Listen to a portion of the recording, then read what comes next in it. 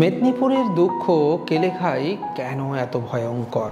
বর্ষা এলেই পটাশপুর সবঙ্গের মানুষগুলোর বুকের ভেতরটা কেমন যেন ছ্যাঁত করে ওঠে। খবরের কাগজ বা টিভির পর্দায় ভেসে ওঠে নদী পাড়ের মানুষের অসহায় মুখ। কারণ যে কেলেঘাই নদীকে ঘিরে তারা বেঁচে থাকে, বর্ষায় সেই নদী হয়ে ওঠে সর্বনাশা। একসময় নদী যে ছিল আশীর্বাদ, তাকে ঘিরেই তৈরি হয়েছিল জনবসতি, চাষাবাদ আর জীবন জীবিকা। সেই নদী আজ কেন লক্ষ লক্ষ মানুষের রাতের ঘুম কেড়ে নেয়? বছরের পর বছর ধরে কেন একই নদী আতঙ্ক, একই কান্না? চলুন আজ খুঁজে বের করার চেষ্টা করি এই দুঃখের নদী পেছনের আসল কারণগুলো।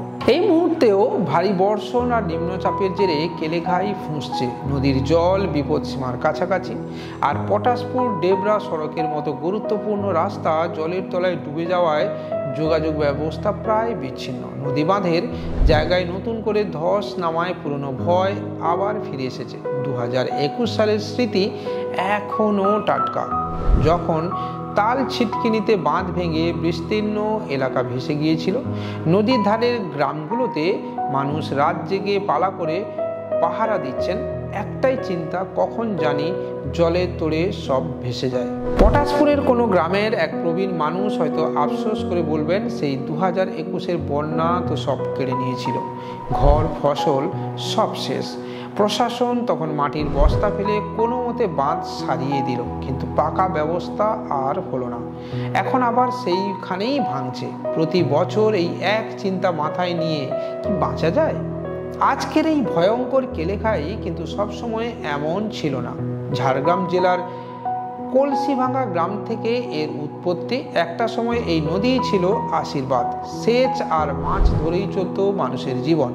কিন্তু ধীরে ধীরে পরিস্থিতি বদলাতে থাকে। বিশেষ করে 2008 সালের বন্যাটা ছিল একটা ভয়াবহ অভিজ্ঞতা, যা বহু মানুষের প্রাণ কেড়ে নিয়েছিল আর ঘরবাড়ি, চাষের জমি সব জলের তলায় চলে গিয়েছিল। সেই বিভীষিকা এলাকার মানুষ আজও ভুলতে পারেনি।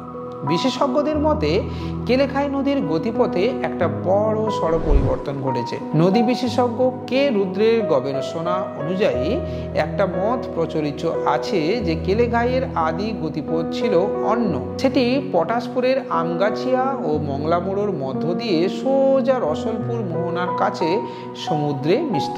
কিন্তু এক সময় সম্ভবত মানুষের হাতেই নদীর গতিপথ বদলে দেওয়া হয়।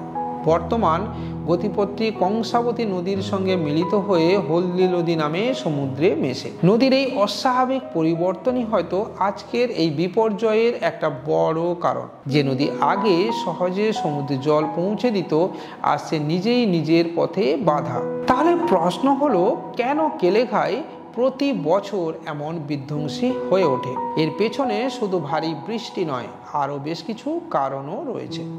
প্রথম এবং সবচেয়ে বড় কারণ হলো নদীর নাব্যতা কমে যাওয়া। বছরের পর বছর ধরে পলি জমে নদীর তলদেশ প্রায় ভরাট হয়ে গেছে। ব্যাপারটা অনেকটা একটা বড় গ্লাসের তলায় বালি জমতে থাকলে যা হয়, সামান্য জল ঢাললেই উপচে পড়ে। কেলেঘাইয়ের অবস্থাও ঠিক তাই।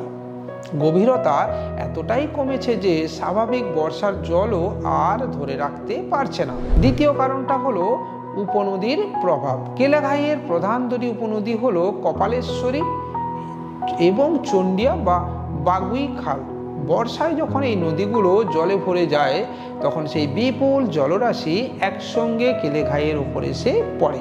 বিশেষ করে পশ্চিমের বাগুই খাল যখন পটাশপুরের বিস্তীর্ণ এলাকা জল বয়ে আনে, তখন কেলেঘাইয়ের জলস্তর সাংঘাতিকভাবে বেড়ে যায়। একটা নদীর পক্ষে এতগুলো উৎস থেকে জল বহন করা কিন্তু কঠিন হয়ে পড়ে। তৃতীয় এবং অন্যতম বিতর্কিত কারণটি হলো অপরিকল্পিত নদী সংস্কার। কেলেঘাইয়ের বন্যা নিয়ন্ত্রণের জন্য 2011 সাল নাগাদ কেলেঘাই কপালেশ্বরী বাগুই বা কেকেবি প্রকল্প শুরু হয়েছিল। কিন্তু সেই প্রকল্পের কাজ নিয়ে দীর্ঘসূত্রিতা এবং গাফিলতির অভিযোগও ওঠে। প্রকল্পের প্রথম পর্যায়ের কাজ হলেও দ্বিতীয় পর্যায়ে আজও সম্পূর্ণ হয়নি।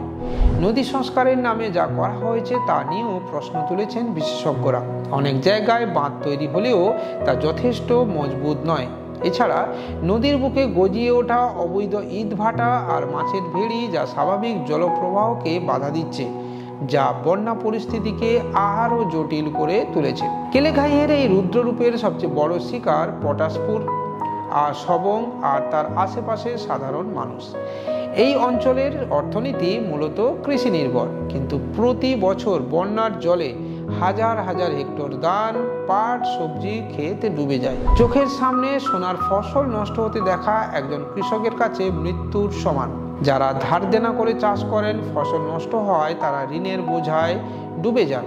দৈনন্দিন জীবন থমকে যায়। রাস্তাঘাট ডুবে গেলে এক গ্রাম থেকে অন্য গ্রামে যাওয়া প্রায় অসম্ভব হয়ে পড়ে।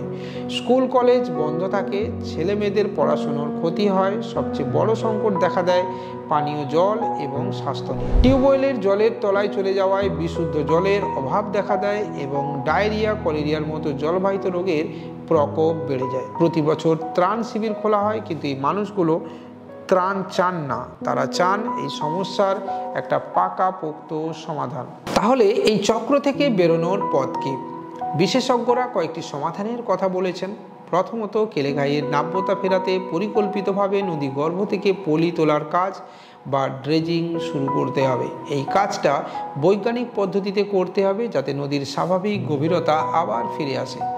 দ্বিতীয়ত, কেলেঘাই কপালেশ্বরী প্রকল্পের অসম্পূর্ণ কাজ স্বচ্ছতার সাথে শেষ করতে হবে। বাঁধগুলোকে আরও মজবুত এবং উঁচু করতে হবে, যাতে জলের চাপ তারা নিতে পারে। তৃতীয়ত, কিছু গবেষক কেলেঘাইয়ের আদি গতিপথ, যা মংলামোড়োর কাজ দিয়ে সমুদ্রে মিশত, সেটি আবার চালু করার প্রস্তাব দিয়েছেন। যদি একটা বিকল্প পথে নদী অতিরিক্ত জল বের করে দেওয়া যায়, তাহলে বন্যার প্রকোপ অনেকটাই কমতে পারে। এইসব পরিকল্পনা বাস্তবায়নের জন্য বিপুল অর্থ আর রাজনৈতিক সদিচ্ছা দুটোই দরকার। প্রশাসনকে বুঝতে হবে, প্রতি বছর ত্রাণ বিলি করাটা কোনো স্থায়ী সমাধান নয়। কেলেঘাইয়ের কান্না থামাতে হলে দীর্ঘমেয়াদী পরিকল্পনা নিয়ে এগোতে হবে। কেলেঘাই শুধু একটা নদীর নাম নয়, এটি পূর্ব মেদিনীপুরের জীবনের অংশ। নদীকে শাসন করে নয়, তার সঙ্গে ভারসাম্য রেখেই আমাদেরকে বাঁচাটা শিখতে হবে। সঠিক পরিকল্পনা আর আন্তরিক চেষ্টা থাকলে এই দুঃখের নদী আবার আশীর্বাদ হয়ে ফিরতে পারে। সেই দিনের অপেক্ষাতেই রয়েছে পটাশপুর সবংয়ের লক্ষ লক্ষ মানুষ। ভিডিও কেমন লাগলো অবশ্যই লাইক, কমেন্ট, শেয়ারের সাথে সাথে চ্যানেলটাকে সাবস্ক্রাইব করতে পারেন, বেল আইকন বাজিয়ে দিতে পারেন। আর কি টপিক নিয়ে ভিডিও বানানো দরকার এই রিগার্ডিং কমেন্টেও দিতে পারেন। দেখা হবে পরের দিন এরকমই একটি ব্লগ ভিডিওতে। ততক্ষণ পর্যন্ত বাই।